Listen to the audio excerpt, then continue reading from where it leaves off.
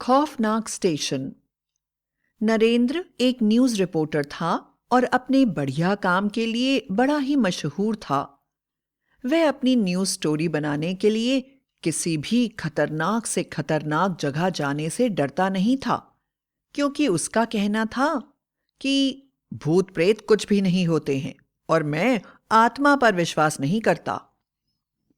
उसकी बात सुनकर उसके दोस्त कहते थे, जिस दिन तुम्हारा सामना भूत प्रेतों या आत्माओं से हो जाएगा तब तुम्हें विश्वास हो जाएगा। पर वह उनकी बात सुनकर बहुत हंसता था। उसे अपना काम करने में बड़ा ही आनंद आता था। उसकी नौकरी ही ऐसी थी कि उसे अपने पेपर के लिए स्टोरीज बनाने कहीं ना कहीं अलग अलग शहरों में बाहर जाना ही पड़ता था। 15 दिन के बाद आज वह अपने घर जा रहा था। उसे सेकंड एसी में बड़ी मुश्किल से रिजर्वेशन मिला। उसकी जिंदगी इतनी व्यस्त हो गई थी कि उसे समय का पता ही नहीं चलता था। गाड़ी छूटने के मात्र 5 मिनट पहले वह दौड़ता हुआ स्टेशन पहुंचा और ट्रेन पकड़ी। जैसे ही वह अपनी बर्थ पर बैठा उसे याद आया, अरे मुझे मिश्रा सर को इंपॉर्टेंट मेल भेजनी है, मैं तो भूल ही गया। उसने आनन फानन में लैपटॉप निकाला और काम करने में व्यस्त हो गया। ट्रेन ने धीरे धीरे अपनी स्पीड पकड़ ली थी और वह पूरी रफ्तार में जा रही थी। वह दक्षिण भारत से उत्तर भारत की तरफ जा रहा था, इसलिए उसे ट्रेन में लगभग 2 दिन रहना था। लेकिन उसके पास इतने लंबे सफर में भी बोर होने के लिए कुछ भी नहीं था, क्योंकि उसके ऑफिस का काम उसका पीछा कभी भी नहीं छोड़ता था। अगर काम ना भी हो तो वह कुछ ना कुछ ज्ञानवर्धक बातें नेट से पढ़ता रहता था। अभी वह इसी उधेड़बन में लगा था कि उसकी जिंदगी कैसी हो गई है कि अचानक ट्रेन जोर की आवाज के साथ रुक गई। ट्रेन जहां रुकी थी उस स्टेशन का नाम उसने पहले कभी भी नहीं सुना था। तभी उसने सामने से टीटी को घबराए से आते हुए देखा और बोला, सर, यह कौन सा स्टेशन है? यहाँ पर कोई नेम प्लेट भी नहीं लगी है कि हम जान सकें कि यह कौन सी जगह है। टीटी ने उसे देखा और बोला, यह भैरवगढ़ है। यह एक खतरनाक जगह है, इसलिए कृपया आप आराम से जाकर ट्रेन में सो जाइए, क्योंकि यहाँ ट्रेन काफी लेट होने वाली है। इस रूट पर आगे ट्रेन का एक्सीडेंट हो गया है, जिसके कारण सभी ट्रेनों को बीच में ही रोक दिया गया है। यह सुनकर नरेंद्र ने सोचा, हे भगवान, कहीं यह वही भैरवगढ़ तो नहीं है जिसके बारे में मैं कुछ देर पहले ही नेट पर पढ़ रहा था कि यह तो एक बड़ा ही डरावना और भूतिया स्टेशन है। अगर ऐसी बात है तो क्यों ना नीचे उतर कर देखा जाए। क्या पता यहां कोई ऐसी चीज मिल जाए जिससे कोई बढ़िया न्यूज बनाई जा सके। वैसे भी यहां पर बेकार बैठे रहने से तो कोई फायदा है नहीं। वह स्टेशन पर नीचे उतर गया। उसने सोचा, ट्रेन तो यहां काफी देर रुकेगी, मैं स्टेशन पर उतरकर किसी से यहां के बारे में पूछता हूं। स्टेशन पर उतरने पर उसे दूर दूर तक कोई दिखाई नहीं दिया। अचानक उसके सामने एक आदमी आकर खड़ा हो गया, जिसके बाल पूरी तरह से खड़े हुए थे, आंखें कीचड़ से भरी हुई, रंग काला और दांत पीले। वह जोर जोर से हंस रहा था। उसकी हंसी को देखकर नरेंद्र न जाने क्यों अजीब सा डर महसूस करने लगा। पागल ने जोर से नरेंद्र को गले लगा लिया और उसके कान में कहने लगा, मैं राजा हूं, तुम किसकी इजाजत से मेरे राज्य में आए हो? मैं अपने राज्य की रक्षा करता हूं, मैं अपनी प्रजा की रक्षा करता हूं, मैं हजारों सालों से सबकी रक्षा करता हूं। मैं किसी बाहरी आदमी को अपनी जमीन पर पैर रखने नहीं दूंगा। भैरवगढ़ जिंदाबाद, भैरव सिंह जिंदाबाद, भैरवगढ़ की प्रजा जिंदाबाद। तुम्हें मृत्युदंड मिलेगा, तैयार हो जाओ। तुम्हें मेरी प्रजा बनना है तो आ जाओ, हमारे लोक में आ जाओ। तुम्हें भी मैं अपनी प्रजा में शामिल कर लेता हूँ। हा हा हा हा, हा हा हा हा, हा हा हा। बड़ी मुश्किल से नरेंद्र ने उसे अपने आप से अलग करा। सामने ही पान वाले की दुकान थी। वह बोला, बाबूजी, आप घबराइए नहीं, यह आपको कोई नुकसान नहीं पहुंचाएगा। यह एक बड़ा ही पढ़ा लिखा और बुद्धिमान आदमी है। सामने बनी हुई आलीशान कोठी देख रहे हैं ना, यह उसका इकलौता वारिस है। इसकी कहानी बड़ी ही दर्दनाक है।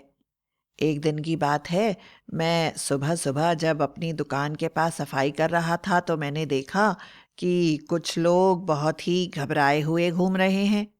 मैंने उनसे पूछा कि आखिर क्या बात है, तो उन लोगों में से सबसे बुजुर्ग इंसान ने कहा कि हमारा बेटा आने वाला था।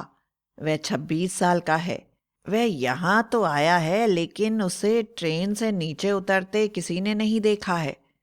तुम्हारी तो दुकान यहाँ पर है, क्या तुम उसके बारे में कुछ भी जानते हो? सब लोग बड़े ही सहमे हुए नजर आ रहे थे और ऐसा लग रहा था जैसे वह कुछ छुपा रहे हों। मुझे समझ में नहीं आ पा रहा था कि भला इतना बड़ा लड़का खो कैसे सकता है। अचानक जोर से शोर मचने लगा। जब मैंने उस तरफ देखा तो पता चला कि उनका वह 26 साल का लड़का ट्रेन के सबसे आखिरी डिब्बे में बेहोशी की हालत में उन्हें मिल गया है। वे लोग जल्दी ही उसे लेकर अपने घर चले गए, जहां उसे होश में लाने की कोशिश की जाने लगी। और होश में आने के बाद उसने सभी लोगों को जो बताया, वह सुनकर सबकी पैरों तले जमीन खिसक गई। नरेंद्र को पान वाले की कहानी बड़ी ही दिलचस्प लग रही थी। वह आनंद लेता हुआ बोला, अरे बताओ ना, आगे क्या हुआ? पान वाले ने उस पर एक तिरछी नजर डाली और पान बनाते हुए बोला, बाबूजी, लंबी कहानी है, पान खाते हुए सुनो तो मजा आएगा। नरेंद्र को समझ में आ गया कि यह मुफ्त में कहानी नहीं सुनाना चाहता, बल्कि उसके बदले में अपना पान भी बेचना चाहता है। इसलिए नरेंद्र ने तुरंत ही उसे पैसे दिए और पान खाने लगा। पान वाले ने आगे सुनाना शुरू किया। पान वाला बोला, इस लड़के ने कहा कि जब यह ट्रेन से सफर कर रहा था तो अचानक स्टेशन पर ट्रेन रुक गई, जहां पर दूर दूर तक कोई दिखाई नहीं दे रहा था।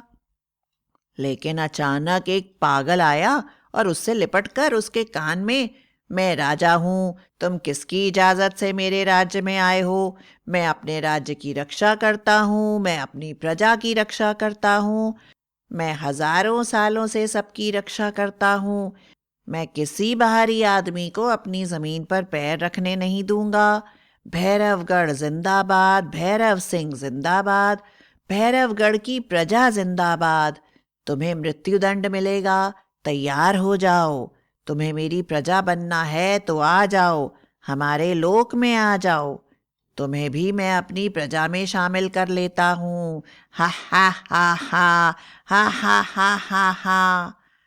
तो स्टेशन पर ही एक छोटी सी पान की दुकान रखा हुआ दुकानदार बताने लगा कि यह पागल नहीं है। नरेंद्र को यह बात सुनकर बड़ा ही अजीब लगा, क्योंकि उसे ऐसा लग रहा था कि यह पान वाला तो उसे उसकी कहानी सुना रहा है, क्योंकि यह सब उसके साथ ही हुआ था। उसने पान वाले की तरफ गहराई से देखते हुए कहा, तुम कहना क्या चाहते हो? तो मुझे मेरी कहानी सुना रहे हो? यह सुनते ही पान वाला जोर जोर से हंसने लगा और पान की दुकान और पान वाला दोनों ही वहां से गायब हो गए। डर के मारे नरेंद्र का हाल बुरा हो गया था।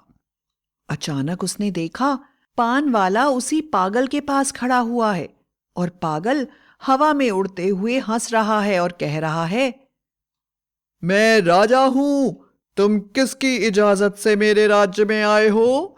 मैं अपने राज्य की रक्षा करता हूं, मैं अपनी प्रजा की रक्षा करता हूं, मैं हजारों सालों से सबकी रक्षा करता हूं, मैं किसी बाहरी आदमी को अपनी जमीन पर पैर रखने नहीं दूंगा।